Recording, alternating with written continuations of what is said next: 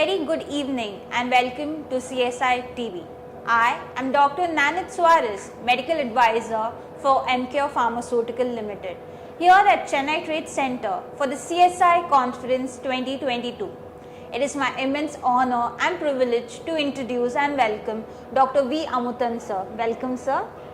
Sir is a retired professor of cardiology and HOD of Madurai Medical College. Currently, he is a cardiologist at Jayalakshmi Heart Center, Madurai. He just finished a session on 3D echo. Sir, could you please summarize your session? I'm working a lot on 3D echo, and 3D echo is my passion.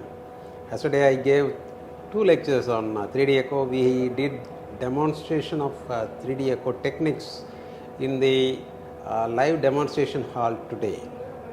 And as you know, among the echocardiographic techniques which simulate your cardiac MRI, it is assessment of LV function by 3-dimensional echocardiography equals that, and no other technique in echocardiography equals the LV function values derived from 3D echo, and they cannot be compared with cardiac MRI.